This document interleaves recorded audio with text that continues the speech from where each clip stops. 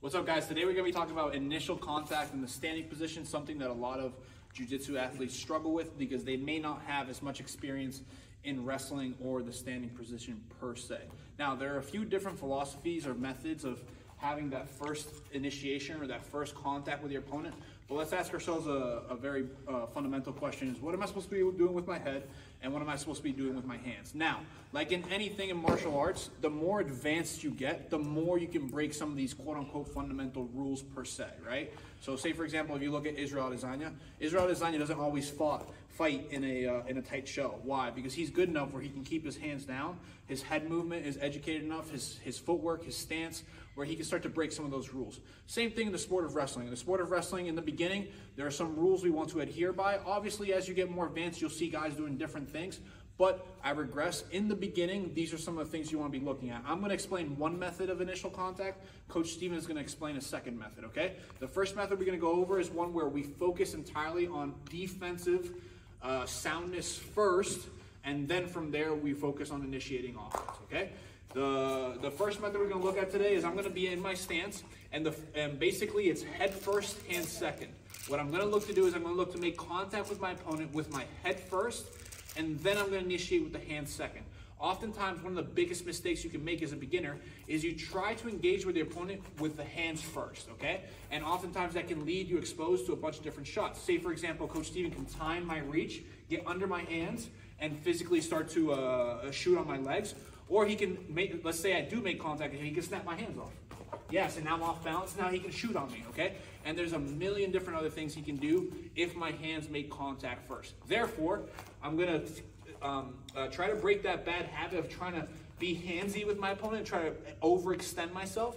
I'm gonna keep my hands down and ready to fight. I'm gonna put my head forward, and I'm gonna initiate and engage with my head first. Your head is actually a very good pushing surface. The human body is very strong at pushing with the head. So what I'm going to do from here is I'm not going to headbutt my opponent, okay? This isn't that martial art where you can headbutt, okay? I'm going to gently touch forehead to forehead with my opponent. Now from here, now that I'm engaging with the head first, now my hands are going to come forward and start to aggress his hands, okay? Again, we're contrasting this with a situation where I come forward and I try to get my hands on him first, and then he pops under me on second, okay?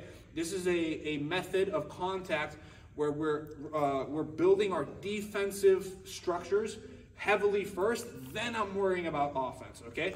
Coach Steven is going to show a second method in just a second, but one more time, I keep my hands down and ready to block. So say, for example, if Coach Steven tries to come under, go ahead, my hands are ready to start down blocking and getting under him, okay? I'm here, say, for example, if he tries to reach for my head, I can swivel my head out. My hands are still down and ready to down block. I make contact with the head first, and now my hands come forward and I start aggressing him with my hands.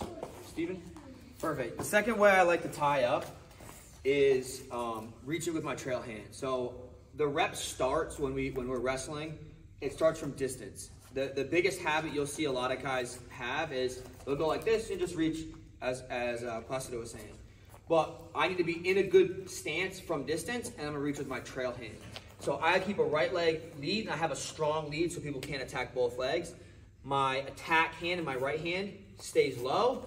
My left hand is gonna go thumb block, so thumb down on the trap. Once I have contact, from here I can do a collar tie with either hand. I can collar tie with my right hand and move them, or I can thumb block and collar tie with the left hand, close the distance here. So even when you're drilling this in practice, make sure the rep starts from distance. Don't walk up straight like this and do it. I'm in my stance from distance. I'm closing the gap. I post, collar tie, and move them immediately. Collar tie, move. Or post, collar tie. So you can really do either one, but I'm never reaching with my lead hand. If I do that, it's the same rule as before. He can pop up and shoot very easily. Okay, guys, there you go. Two different methods of making initial contact or initial engagement from the standing position.